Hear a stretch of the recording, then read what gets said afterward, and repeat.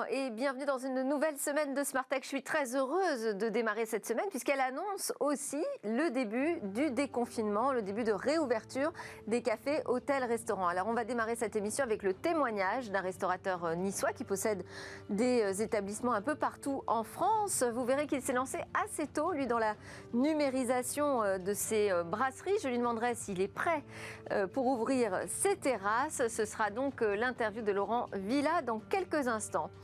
Et puis, on parlera toujours de cette réouverture des bars et restaurants, cette fois avec un angle vraiment plus technologique. Quelles sont ces techs qui vont permettre de réussir ce début de réouverture? On va voir comment concilier, voire réconcilier la profession avec le numérique. Quels sont les enjeux pour les professionnels, mais aussi pour les clients? Quels sont les nouveaux usages qui vont s'imposer?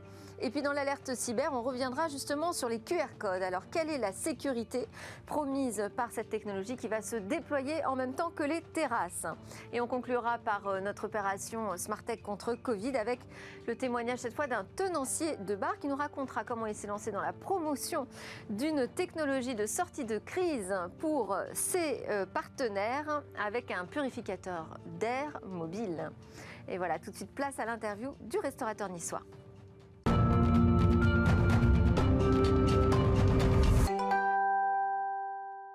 Alors nous sommes en direct, non pas de Nice, mais de Cannes, où se trouve Laurent Villa ce matin. Bonjour, merci beaucoup d'être connecté avec nous. Alors vous êtes restaurateur depuis une vingtaine d'années à la tête du groupe RX Clav, qui compte donc aujourd'hui 10 restaurants, des brasseries sous la marque Tribeca et Beef House, et tout un écosystème finalement de solutions numériques, le RX Digital, vous l'avez appelé. Première question, déjà, dans quel état d'esprit êtes-vous à 2 jours de cette première réouverture des cafés-restaurants? Écoutez, on ne peut avoir que le sourire après une très longue période, on va dire, d'abstinence en termes de restauration. On est très très content de retrouver nos amis clients et de leur faire plaisir à nouveau. Donc sur le plan commercial, on peut être que content en tout cas de rouvrir nos terrasses maintenant. Même si c'est un début de réouverture, hein, ce n'est pas totalement une activité normale que vous allez retrouver mercredi finalement. Oui, on a le sourire pour nos clients, on a le sourire pour nos équipiers, nos employés. Après, il faut être extrêmement vigilant parce que la réouverture, on va dire, avec une jauge à 50% sur des terrasses, c'est uniquement pour se remettre en route, se remettre en jambes. On ne va pas pouvoir faire grand-chose. Donc, on est très, très impatient, en fait, d'être prêt et de réouvrir à 100%, notamment sur la période du mois de juillet. Au mois de juin, il faudra aussi toute raison garder en termes de gestion et faire attention sur la gestion de nos plannings, mais en tout cas, on répond présent et avec le sourire. Alors, j'ai vu dans un sondage The Fork 2021 que 64% des restaurateurs estimaient que les outils numériques les avaient aidés à traverser cette crise et 87% disent qu'ils vont continuer à les utiliser. Est-ce que vous confirmez cette tendance ? Oui, je la confirme bien évidemment, d'autant plus que nous, ça fait 3 ans que nous avons digitalisé nos restaurants. Nous avons lancé nos programmes RX avec RX Eat, qui était au départ, il y a 3 ans, une application de commande digitalisée pour aider nos clients sur place à consommer, à être identifiés, à être mieux servis. Et puis grâce au Covid, on a accéléré encore plus les process de digitalisation avec l'intégration de la livraison à domicile avec d'autres partenaires restaurateurs, déjà dans le sud-est, et c'est une très grande réussite, on ne peut que se réjouir de tout cela. Puis nous avons développé aussi la partie digitalisation dans le domaine de l'événementiel, et ce n'est que le début de toute façon. Donc je crois vraiment que la digitalisation est un réel soutien pour l'ensemble de la restauration, y compris bien entendu la nôtre, à la fois en termes de gestion, mais aussi de renforcement de l'accueil, de l'identification de son client pour être encore plus qualitatif. C'est un moyen de réussir cette réouverture, selon vous, la technologie ? Très honnêtement, elle est indispensable aujourd'hui parce que il va falloir être encore plus gestionnaire que nous l'étions. La restauration est un métier de passionné, c'est certain, mais c'est aussi un métier de gestion. Il faut être en capacité à bien maîtriser l'ensemble de ses coûts marchandises, ses coûts sociaux, ses frais de gestion, et maintenant de plus en plus aussi ses frais financiers, puisque nous avons alourdi nos bilans et nos charges avec les PGE. Et il va falloir avoir un plan de relance très performant. Donc la digitalisation va permettre permettre de rendre plus profitable l'ensemble de notre écosystème pour pouvoir tenir et grandir encore. Et quand vous voyez autour de vous vos pairs, vous avez l'impression qu'elle en est où la profession par rapport à cette numérisation de leur métier?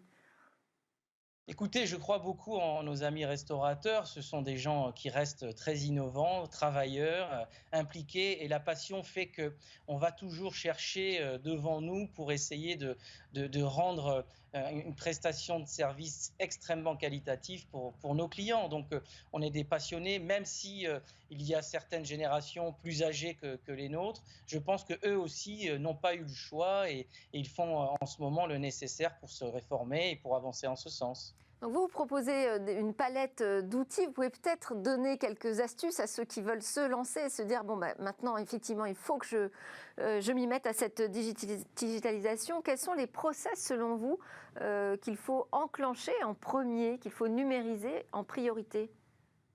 Alors, pour moi, il faut numériser ce qu'on appelle chez nous la gestion RH et la gestion sociale, c'est-à-dire la mise en place de planning digitalisé en connexion parfaite avec l'ensemble des équipes, qui va permettre dans un premier temps de bien gérer les heures travaillées par nos équipes chaque jour. Vous savez, la restauration, c'est comme une pièce de théâtre, on la joue tous les jours et il faut donc gérer tous les jours ses dépenses, à la fois en termes social, mais aussi la gestion en termes d'achat marchandises. Donc nous, on a déployé un système et un écosystème RX qui gère à la fois les plannings interfacés, qui gère les achats, qui gère aussi les stocks en temps réel, qui donc nous permet de réduire massivement et drastiquement nos coûts sur la gestion des pertes marchandises, mais aussi, et au-delà de ça, la digitalisation va permettre l'identification de son client, l'adaptation de propositions de nouveaux produits à son client, parce que ça nous permet de le connaître. Nous, chaque client utilise notre application en restaurant ou sur place ou en livraison, mais il s'identifie et donc ce qu'on appelle, on a une gestion de track record, c'est-à-dire on est en capacité à connaître ce qu'il aime, combien de fois il vient chez nous, qu'est-ce qu'il aime manger, est-ce qu'il aime plus la viande ou les salades. Donc la digitalisation, c'est la performance aujourd'hui et je conseille vivement d'utiliser ces outils aujourd'hui de performance pour pouvoir bien mieux contrôler sa gestion. Après, au-delà de ça, il y a bien entendu l'outil marketing. Et là, face à ce début de réouverture, vous pensez que c'est la priorité d'investir, de mettre du budget sur la numérisation? C'est une des priorités, il n'y a pas que celle-là. Et je voudrais, moi, aujourd'hui, passer un message à Bruno Le Maire, qui est notre ministre de l'économie et des finances, qui a fait un travail remarquable. Je suis complètement apolitique, mais qui a vraiment aidé et soutenu notre profession. Maintenant, il y a des étapes sur lesquelles il ne faut vraiment pas se rater. C'est notamment, et je le dis depuis longtemps, il faut absolument transformer les prêts garantis par l'État en prêts participatifs, quand bien même il y a aujourd'hui une poche d'investissement pour le plan de relance sur les prêts participatifs, mais il faut déjà en amont, pour tous ceux qui se sont endettés pendant cette période-là, être en capacité à transformer le prêt garanti par l'État en prêt participatif pour ne pas alourdir son bilan. Alors je rentre un petit peu dans le domaine technique, mais pour qu'on puisse avoir un vrai plan de relance et un soutien par les partenaires bancaires. Si les prêts garantis par l'État restent de la dette pure et ne sont pas transformés, alors on aura beaucoup de mal, en tout cas la profession aura du mal pendant un long moment à se relancer. Et ça, c'est aussi déterminant. Merci beaucoup Laurent Villa, merci pour votre témoignage à 2 jours du début de réouverture. Je rappelle que vous êtes le président du groupe RX Clave. Alors c'est l'heure de notre talk, on reste dans la même thématique avec les techs que l'on va commencer à découvrir en terrasse. Alors comment les bars et les restaurants préparent cette réouverture? Quels sont les technos qui vont les accompagner et accompagner nos premiers services en terrasse? Seront-ils sans contact? On en parle avec Bruno Lauré, directeur Food and Beverage du groupe Acrelec, qui fournit notamment des solutions pour améliorer l'expérience client dans la restauration rapide. Et sa dernière innovation est évidemment sans contact. On a également avec nous Antoine Girard par Skype. Il est directeur général de Guest Online, une solution de gestion de réservation pour les restaurants. Ça va de la brasserie de quartier aux grandes tables. Alors j'ai une question pour tous les deux. Est-ce qu'on peut déjà imaginer faire sans aujourd'hui quand on travaille dans la restauration, dans les cafés, hôtels, restaurants? Est-ce qu'on peut faire sans le numérique? Antoine Girard. Ça commence à devenir compliqué. Très clairement, aujourd'hui, il faut comprendre que tous les restos ont des clients qui sont extrêmement connectés. Donc on va avoir un décalage qui se crée de plus en plus entre le client et le restaurateur si le restaurateur n'est pas connecté. Donc ça, c'est un premier point. Le deuxième point, c'est que la restauration, on attend des choses de plus en plus rapides et de plus en plus précises. Donc s'il n'y a pas la technologie qui aide le restaurant à améliorer son service ou à optimiser d'une manière générale son service, ça devient compliqué. Ouais. Votre réaction, Bruno Lauré? Oui, merci. Bonjour d'abord. Merci de votre invitation. Non, en fait, la digitalisation des restaurants, c'est déjà derrière nous. Donc, les restaurateurs, pour tous quand même. Hein, beaucoup. Donc, on est, je pense, davantage dans l'accélération de la convergence, à la fois du digital et du point de vente. Donc, plus de numérique que effectivement juste démarrer en numérique. Ça fait effectivement quand même quelques années déjà. Alors, la pandémie a clairement accéléré les choses et les besoins autour du numérique, surtout pour les indépendants. Mais déjà, nous travaillons davantage avec les chaînes, les petites chaînes, les chaînes moyennes et les grandes chaînes. Et donc, eux avaient effectivement déjà sauté le pas depuis un certain temps. Antoine Gérard, comment s'est passé, quel retour d'expérience vous avez eu sur le premier déconfinement dans les établissements, un moment où il a fallu mettre en place des cahiers de rappel, notamment spécial Covid-19. On n'a pas vu beaucoup de versions numériques. Oui, alors le premier déconfinement, il n'y avait pas besoin de cahier de rappel. Rappelez-vous, c'était en juin. C'est vrai. L'année dernière, ça a été surtout la course à l'équipement pour essayer de gérer les flux de clients. Nous, on a observé un boom d'activité de notre côté sur ce sujet-là parce que beaucoup de restaurants avaient du mal à gérer le flux de clientèle.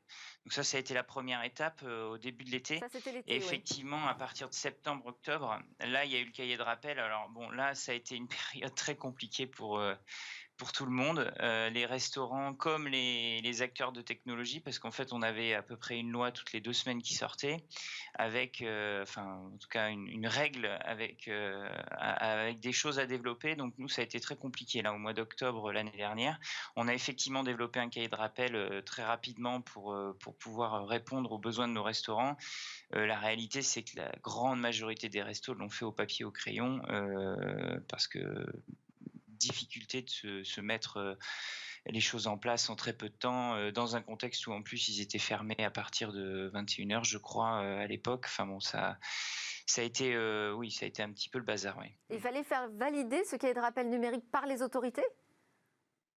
Alors, on a, envoyé, on n'a pas eu de validation officielle, très clairement. On a suivi les préconisations qui avaient été demandées. Donc, c'est-à-dire qu'on supprimait les données au bout d'un laps de temps. Je me souviens plus exactement combien. Je crois que c'était 30 jours. Et on n'autorisait évidemment pas l'accès à ces données pour le restaurateur. C'est nous qui les envoyions automatiquement à l'ARS en cas de demande. Mais pour parler de manière très transparente, ça n'a pas été utilisé par aucun. On les a pas vus. Il n'y a pas eu de demande, très clairement. Alors ça va peut-être revenir au bout du jour, on verra ça.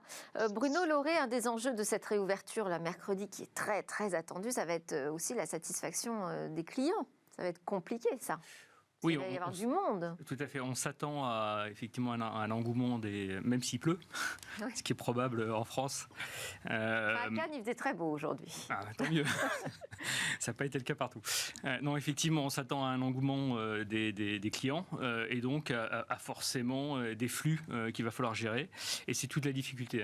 C'est très simple de gérer quand il n'y a pas d'influence, mais dès qu'on attaque des journées où il y a des grosses affluences, où il y a des flux à gérer, il faut à la fois gérer les clients qui vont venir pour les terrasses, mais il faut aussi gérer les clients qui vont continuer à venir en click and collect, et puis il faut aussi gérer le personnel des plateformes qui viennent pour ce qu'on appelle le delivery.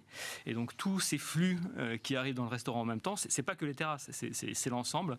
Il faut les gérer, il faut les organiser, et c'est un vrai enjeu technique. Et c'est là aussi où on se dit qu'effectivement, sans numérique, ça devient très très compliqué à gérer. Ça devient compliqué à gérer parce qu'on ne sait pas ce qui se passe. On est au lieu d'être en anticipation, on est en réaction. Et quand on est en réaction sur des flux importants, ça se passe forcément mal. Ça ne peut pas bien se passer. Et alors, qu'est-ce qu'on a comme outil, comme solution pour que ça se passe bien ? Alors en l'espèce spécifiquement, nous on développe des tableaux de bord. Notre boulot c'est à la fois de gérer le parcours client, donc d'améliorer l'expérience client, et en même temps d'aider le restaurateur dans ses opérations du restaurant. Et pour gérer les opérations du restaurant, on développe des tableaux de bord. Alors à la fois pour gérer le drive, vous savez, souvent vous voyez des voitures qui débordent sur la file de drive, etc. Donc il faut accélérer le drive. Pour ça, il faut ralentir peut-être un peu la salle. Il y a moins de monde à ce moment-là. Donc il faut une vraie intelligence pour gérer tous ces parcours clients. Et pour ça, on ne peut améliorer. Presque en temps réel, finalement. On ne peut améliorer que ce qu'on mesure. Et donc nous, on offre des outils à la fois de mesure et de gestion et de prise de décision pour gérer ces flux.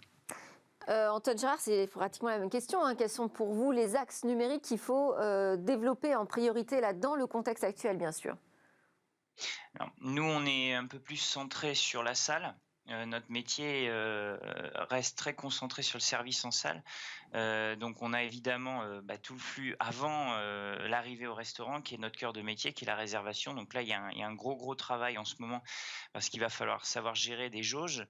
Qui sont très variables en plus en fonction des restaurants, parce que vous avez vu ce qui se dit sur les terrasses, c'est pas toujours très clair au niveau de l'espace. Donc il y a ça. Va falloir éviter tous les no-shows aussi, parce que là ça va très certainement être en recrudescence. Des personnes qui veulent absolument avoir une table vont réserver à plusieurs endroits sans se présenter à 2 des 3 endroits auxquels ils ont réservé. Donc ça, c'est des choses qui sont assez importantes à maîtriser. Donc là, pour le coup, le numérique est central.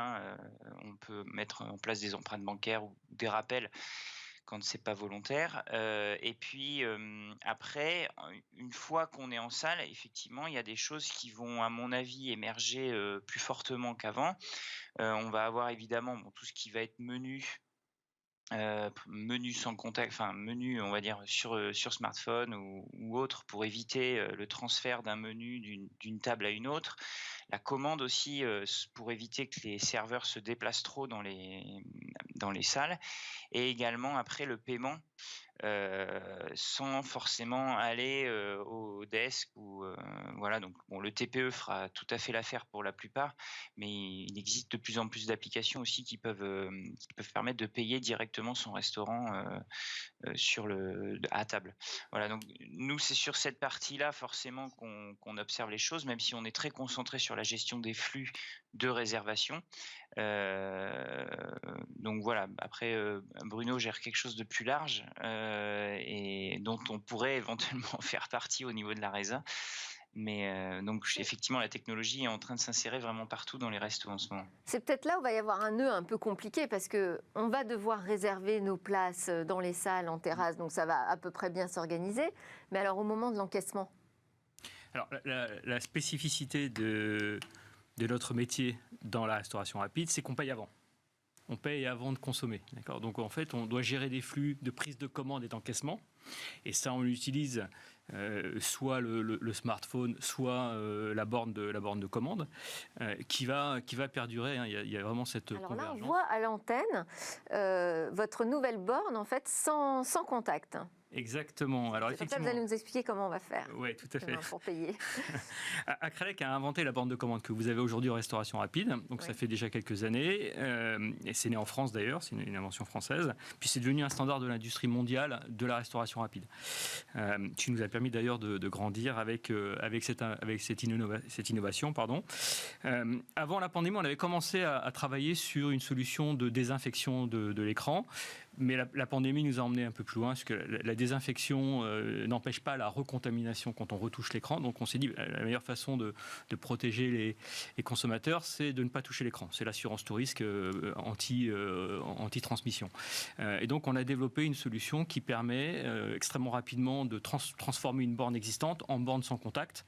Donc on rajoute une caméra infrarouge. Alors elle est à la fois infrarouge et 3D, donc c'est une technologie propre qui permet de développer on capte la gestuelle du client au niveau de ses mains, et on prend et donc on utilise ça comme un driver, vous savez, comme si on installait une souris. Donc c'est extrêmement transparent et simple. Même application sur la borne, on n'a pas besoin de changer quoi que ce soit sur la borne.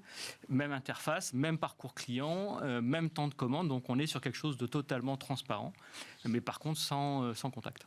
Ouais, alors, il va falloir convaincre les utilisateurs à ne pas toucher l'écran. Oui, on l'a effectivement constaté. Ce qui est vraiment important, c'est à la fois de rendre l'innovation disponible partout, parce que effectivement, c'est une question aussi d'habitude et d'usage, mais il faut également avoir une bonne signalétique pour dire, voilà, cette borne-là n'est pas... voilà. Ouais. Parce qu'effectivement, le contact continue à marcher. Voilà. Ce qui permet d'avoir si un client veut vraiment n'est pas concerné par... Mais pour le paiement, ça reste avec un contact, finalement. Alors, sauf si on utilise sa carte. On utilise sa carte, voilà. Sans contact, donc, pour un petit montant. Soit on paye au paiement sans contact sur le terminal, soit on présente un QR code, soit on dit à la borne, je vais payer au comptoir. Et là, on peut payer en cash. Antoine Gérard, le prépaiement, ça peut se généraliser un peu partout dans la restauration ? On peut l'imaginer, Oui, ça ? c'est vraiment en train de se généraliser. Hein. Très clairement, c'était d'abord réservé aux grandes tables. Qui d'abord mettait en place le prépaiement ou au minimum l'empreinte bancaire. Là, on constate une très grande recrudescence de l'empreinte bancaire ou du prépaiement au moment de la réservation. Alors, ça ne couvre pas l'intégralité du prix du repas, hein, puisqu'on ne sait pas forcément ce qu'on va manger avant de se rendre au restaurant. Mais de plus en plus, on a des montants assez importants qui représentent une bonne partie de l'addition. Donc ça ne remplacera peut-être pas le paiement définitif, on va dire, à la fin du repas. Quoique, de plus en plus de restaurants proposent des espèces de formules tout compris, où en fait, on a un menu où on ne sait pas forcément ce qu'on va manger précisément, mais c'est une enveloppe en fait, hein, donc, et ça permet de couvrir l'intégralité du repas. Alors ce sera pas dans tous les restaurants, ce genre de choses, mais ça peut se faire au niveau du prépaiement, ouais, en effet. Après, comme je le disais tout à l'heure, il y a des applications de plus en plus qui vont gérer et qui sont souvent très liées au système d'encaissement, qui vont pouvoir gérer le paiement sans même qu'il y ait d'interaction avec le client, puisque le client aura une application avec sa carte et pourra partir et ce sera automatiquement connecté à ce qu'il a consommé et ça lui sera débité sur son compte. Alors, j'ai vu que vous proposiez aussi des audits numériques sur votre site. Ça vous permet d'avoir une vision à peu près de l'état de la numérisation de la profession. On en est où ? Alors, c'est très hétérogène. En fait, on a effectivement lancé ça, nous, pendant la deuxième période de confinement pour essayer d'accompagner nos restos en se disant, en ce moment, ils ont exceptionnellement du temps et on sait, nous, forcément, tous les jours, on constate des problématiques autour du numérique de restaurants qui ne prennent pas le temps de correctement mettre en place les choses. Et quand on leur remonte, en leur disant, tiens, tu devrais faire ci ou tu devrais faire ça, oui, bah c'est vrai que c'est une bonne idée, mais j'ai pas le temps. Donc là, c'est un argument qui tenait pas. La plupart avaient quand même un petit peu de temps et c'était l'occasion pour nous de leur dire bon bah profites-en pour prendre le bon pli sur tout un tas d'aspects numériques parce que sinon tu vas reprendre et finalement tu reprendras exactement comme avant et avec les mêmes problématiques. Ce qui est ressorti de ces audits, c'est que d'une manière générale, quand même, les sites internet commencent à maintenant être plutôt bien faits. Pour la simple et bonne raison que la plupart des frameworks qui sont utilisés pour faire des sites internet sont quand même assez efficaces et souvent c'est sous-traité à un webmaster ou à une agence de communication, des choses comme ça, donc des professionnels qui savent le faire. Là où ça commence à devenir compliqué, par exemple, c'est sur un sujet qui est très précis, c'est cette fameuse page Google My Business, ce petit bloc à droite là quand on cherche sur le moteur de recherche, qui finalement est un duplicat du site internet et avec tout un tas d'informations qui suffisent à un client pour réserver ou pas, par exemple, Donc, pour il se n'a rendre plus au restaurant. besoin de se rendre Et sur le site. Et c'est ça. Et ça, c'est un vrai danger pour le restaurant, puisqu'en fait, Google pompe toute l'information qui est sur le site et l'affiche avant même d'aller sur le site. Donc, devient un intermédiaire et devient un moyen de contournement. Donc, ça veut dire que le restaurant doit être extrêmement vigilant à cette page et ne doit pas juste laisser Google faire le travail. Il faut vraiment qu'ils prennent en main ce truc-là au même titre que son site internet. Donc là-dessus, il y a de grosses lacunes. Et c'est là-dessus qu'on a vraiment pointé du doigt le problème, en tout cas, parce que c'est là-dessus. Après, il y a l'irréputation, hein, qui est un sujet qui est compliqué. Le suivi de la réputation en ligne. Donc là, c'est pas simple parce qu'il y a beaucoup de gestion à faire entre est-ce que je réponds aux bons avis, aux mauvais avis. Enfin, il y a un vrai travail. Et ce qui est difficile pour un restaurateur, c'est de comprendre que ça fait partie de son métier, de gérer sa réputation. Que son métier n'est pas que faire à manger et bien accueillir des gens. Aujourd'hui, c'est une entreprise à part entière, un restaurant, et il faut vraiment comprendre qu'un restaurant doit gérer son plan marketing au même titre qu'une start-up, au même titre qu'une PME. Donc, il y a beaucoup de choses qu'il n'avait pas l'habitude de faire dans le domaine du numérique qu'il doit aujourd'hui faire, parce que sans ça, il pourra aussi bien cuisiner qu'il veut, ça ne se fera pas et sa boîte ne marchera pas. Alors Bruno Lauré, ces nouveaux usages numériques, vous pensez qu'ils vont rester après la crise ? Ils sont ancrés sur la durée, c'est incontestable. Et est-ce qu'on pourrait, si on pousse le bouchon vraiment plus loin, voir disparaître le point de vente physique finalement ? Puisque on a la possibilité de la livraison, de la commande à distance. Oui, j'y crois pas du tout. Je parle pour la restauration rapide, hein. Pour toute la restauration. Enfin, ça ne s'oppose pas. Voilà, il faut bien comprendre que ça ne s'oppose pas. Il y a une convergence entre le numérique et le point de vente physique, le digital, le smartphone, hein, pour faire simple, et le point de vente physique. Mais c'est une convergence, c'est-à-dire qu'on a toujours besoin d'aller sur place, ne serait-ce que pour aller en terrasse à un endroit qui nous fait plaisir, parce qu'il fait beau, etc. Il faut supprimer les contraintes et les difficultés, notamment d'identification, par rapport à ce que disait monsieur sur la nécessité pour le restaurateur effectivement d'accompagner son client à la fois avec un plan marketing, en gérant son e-réputation. Ça va aussi au-delà de bien servir son client, c'est de le connaître, c'est les programmes de fidélité, c'est comment je fais revenir mon client, comment je m'adresse à lui de façon individualisée. Avant, une enseigne s'adressait à tout le monde de la même façon tout le temps, que ce soit le matin, l'après-midi ou le soir. Aujourd'hui, chaque client enfin, le message pour chaque client peut être personnalisé, et ça bien sûr, c'est lié à des programmes de fidélité. Et donc ça, c'est quelque chose qui va s'installer sur la durée selon vous. Merci beaucoup pour vos explications à tous les deux. Merci Bruno Lauré, Merci à vous. directeur Food and Beverage de Acrelec, et Antoine Gérard, directeur général de Guest Online. Alors juste après la pause, on va s'intéresser à la sécurité des QR codes qui se multiplient un peu partout.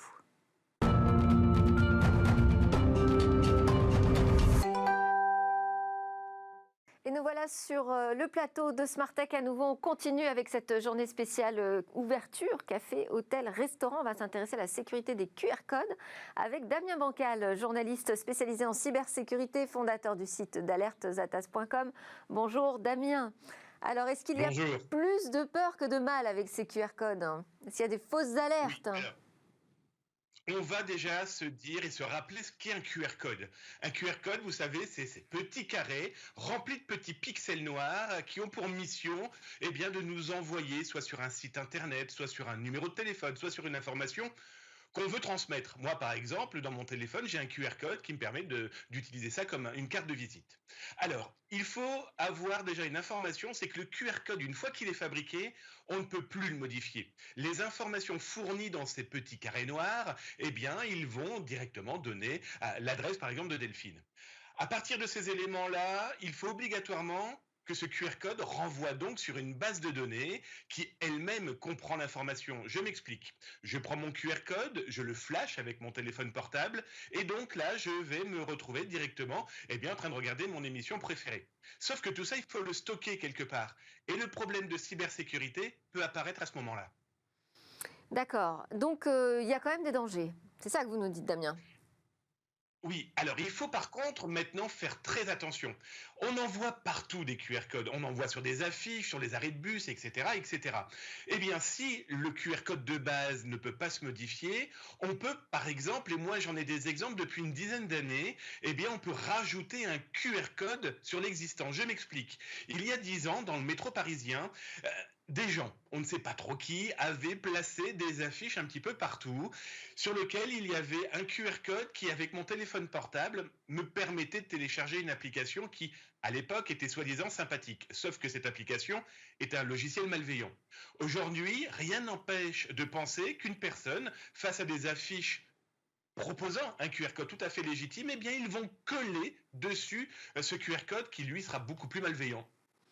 Et alors, à quelques jours là, de cette réouverture, on va voir les QR codes arriver, notamment en terrasse, dans les bars. Est-ce que ça vous inquiète ou est-ce que dans ce contexte-là, on peut être à peu près tranquille ? On n'a jamais été aussi près de la Chine, hein, soyons très clairs. Les Chinois ont été les premiers à mettre ça en place. Si je veux rentrer dans un bus, dans un taxi, si je veux prendre l'avion, si je veux rentrer dans un hôtel, il faut que je monte patte blanche. Alors là, c'est plutôt feu vert, je montre mon QR code et si le QR code explique à mon interlocuteur que je n'ai pas de problème, je peux rentrer dans ce restaurant ou cet hôtel. Alors pour ça, il faut savoir qu'en Chine, les personnes qui n'ont pas de téléphone portable ou les enfants en bas âge, ils ont le QR code autour du coude quand même. Hein. Donc il faut savoir quand même que le problème aussi est celui qui a l'information. Donc si c'est mon médecin, c'est pas gênant, mais si c'est un hôtel, un taxi, comment va-t-il savoir que je m'appelle bien Damien, que je n'ai pas de problème? Donc il va être connecté à une base de données. Et donc la faille, le problème, c'est cette base de données qui contiendra toutes mes informations, dont des informations de santé. Donc j'ai bien compris, c'est pas le QR code qui est en question finalement, c'est la base de données et sa sécurisation. Et ça, c'est une question... Le QR code n'est rien d'autre que le porteur du message, mais qui garde ce message? Qui le protège? Oui, c'est ça. Et ça, c'est une question qu'on adresse depuis quelques années quand même déjà. Donc, j'espère que ça progresse aussi là-dessus. Merci beaucoup, Damien Banca. Je rappelle que vous êtes journaliste spécialisé en cybersécurité et le fondateur du site zatas.com. Alors, on va enchaîner avec notre opération Smarttech contre Covid. Comme chaque lundi, même si cette journée était entièrement dédiée à cette question, on va recevoir un patron de bar.